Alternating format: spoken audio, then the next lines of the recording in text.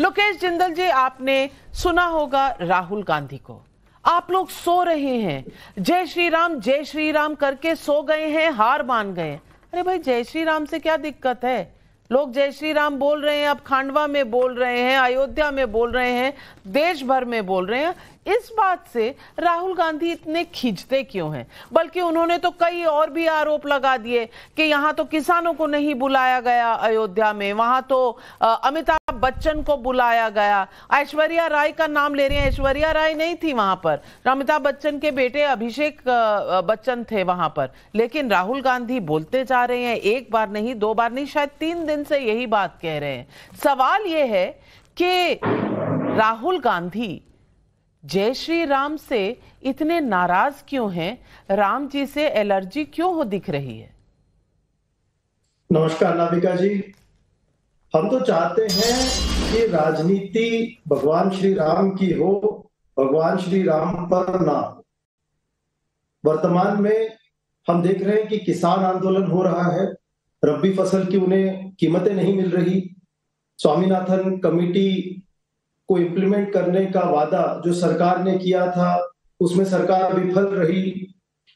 महंगाई बढ़ती जा रही है, बेरोजगारी बढ़ती जा रही है, लेकिन इन मुद्दों पर सरकार चर्चा नहीं करती और इन मुद्दों को एक राजनीतिकरण द्वारा जय श्री राम के नारे के अंदर दबा दिया जाता है। राम भक्त सभी हैं, सभी के मन में भगवान राम है, एक श्रद्धा का प्रतीक है, एक आचरण का प्रतीक है, भारत की सभ्यता है। लेकिन इसका राजनीतिकरण जिस तरह से किया जा रहा है, वह लोकतंत्र को सीधी चोट पहुंचाता है, संविधान के विरुद्ध है। भगवान शिव ने भी भगवान राम का साथ इसलिए दिया था क्योंकि वे धर्म के मार्ग पर थे, वरना वे रावण की भक्ति के मार्ग पर जाए। तो हम चाहेंगे कि वर्तमान में सरकार भी धर्म के मार्ग पर चले, संविधान के मार्ग पर चले। सुप्रीम कोर्ट ने कल ही फटकार लगाई है कि जिस तरह की नीतियां सरकार ने बनाई वो संविधान के विरोध में है। तो ऐसी नीतियों का पालन ना करे, सरकार एक संवैधानिक ढंग से चले और इस तरह की कूटनीति की चुनाव के पास में जो है खाते फ्रीज कर देना और चुनावों के पास में मुद्दे उजागर कर देना, विपक्ष की आवाज दबा देना, इस तरह से अनैतिक तरीके से चुनाव ना लड़े, मुद्दों पर चुनाव लड़े। ये राज्य के फ्यूचर का सवाल है, उसके भविष्य का सवाल है।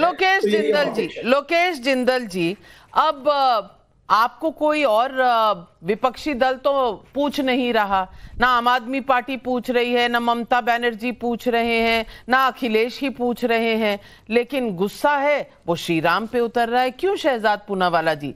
कभी किसान की बात, कभी टैक्स की बात। अरे टैक्स नहीं देंगे क्या? हम लोगों से तो लेते हैं सब लोग टैक्स, लेकिन कांग्रेस पार्टी से नहीं मांगना चाहिए, ये आप लोग गलत कर रहे हैं और लोकतंत्र का गला घोट रहे हैं। लेकिन सबसे बड़ी बात, राम जी से इतनी चिढ़ क्यों?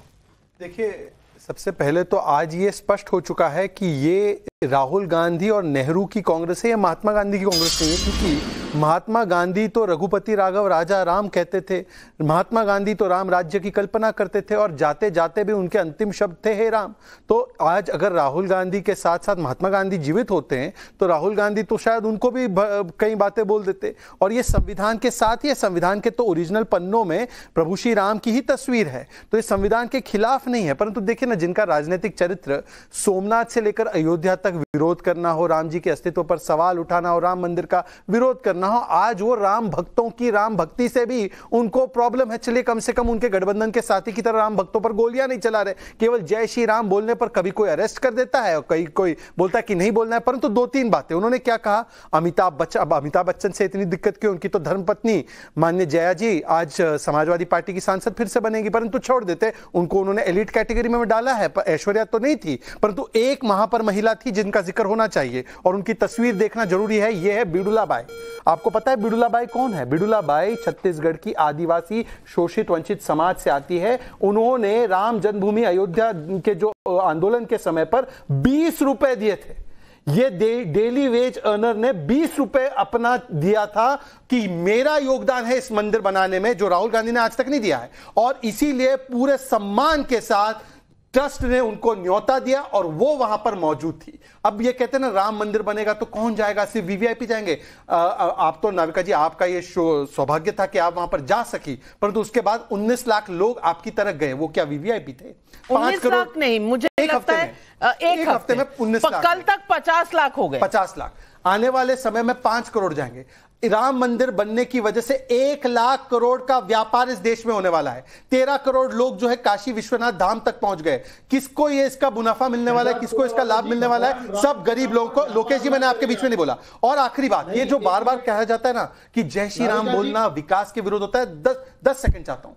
जब मंदिर नहीं था, ढांचा था, तब हमारा lowest exports, lowest FDI, lowest growth rate था। आज हाईएस्ट ग्रोथ रेट है, हाईएस्ट फॉरेन एक्सचेंज रिजर्व्स है, हाईएस्ट एक्सपोर्ट्स है। चंद्रमा तक हम लोग पहुंच गए हैं, दक्षिणी ध्रुव तक। तब जाकर राम मंदिर बन रहा है, जब 3.5 करोड़ गरीबों के आवास बन चुके हैं, 11 करोड़ नलों तक जल पहुंच चुका है, 11 करोड़ शौचालय बन चुके हैं, और हमारी प्रति व्यक्ति आय दुगनी हो चुकी है। हमारी इकोनॉमी 10वें से 5वें स्थान पर जा रही है। इसलिए राम मतलब विकास होता है। इसीलिए नैरेटिव जो बुनते हैं लोग, ये जानबूझकर वोट बैंक की राजनीति में बुनते हैं। और एक लास्ट बात, संदेश खाली पर कभी कुछ नहीं बोलेंगे, शाहजहां पर एक शब्द नहीं निकलेगा, परंतु जय श्री राम के खिलाफ कितना बोल जाएंगे। राहुल गांधी ने कुछ नहीं कहा, अधीर रंजन चौधरी वहां जरूर बंगाल में संदेश खाली में धरने पे बैठे हैं। लेकिन सवाल मनोज यादव जी आपसे भी पूछूंगी, ये बुलावा आने वाला था अखिलेश जी को, उन्होंने जाना था अयोध्या प्राण प्रतिष्ठा पे नहीं पर बात पे, अभी तक राम जी ने याद नहीं किया क्या? गए नहीं वहां, हालांकि उनका निजी फैसला है, लेकिन अखिलेश जी गए नहीं। राहुल गांधी नाराज हो जाते हैं, खींच जाते हैं कि जय श्री राम कर रहे हो, आप लोगों ने हार मान ली है, आप लोग खड़े नहीं होते, मोदी को चैलेंज नहीं करते। मैं पूछना चाहती हूं, फ्रस्ट्रेशन का इतना लेवल हो गया है सिर्फ राम के नाम पर?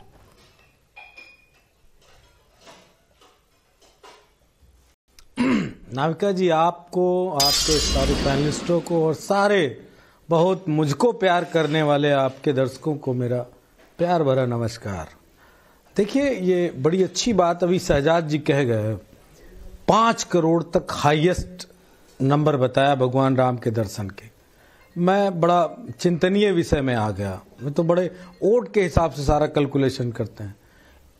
140 करोड़ आबादी है भारत की, जिसमें 140 करोड़ के 140 करोड़ लोग भगवान राम में आस्था रखते हैं। वो किसी धर्म, मजहब, पंथ, समुदाय के लोग हों, किसी भी वर्ग से आते हुए लोग। तो इस देश के 140 करोड़ लोग शहजाद पूनावाला जी अयोध्या में भगवान राम के दर्शन करेंगे। आप 5 करोड़ पे, वो तो 19 था। ये तो धन्यवाद दीजिए नाविका जी का कि उन्होंने 50 लाख डेटा दुरुस्त करके बता दिया।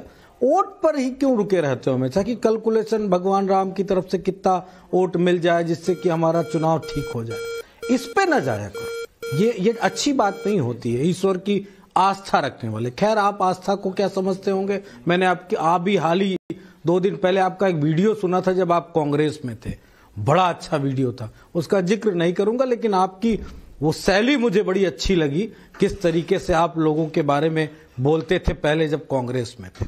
खैर, आप अच्छा बोलते, अच्छा भी लगता है सबको। अब आते हैं, आपने कहा कि अखिलेश जी कब जाएंगे। मैं पहले भी कह चुका हूं, मेरी पार्टी के लोग कह चुके हैं, आदरणीय राष्ट्रीय अध्यक्ष जी कह चुके हैं, हम वो सौभाग्यशाली लोग होंगे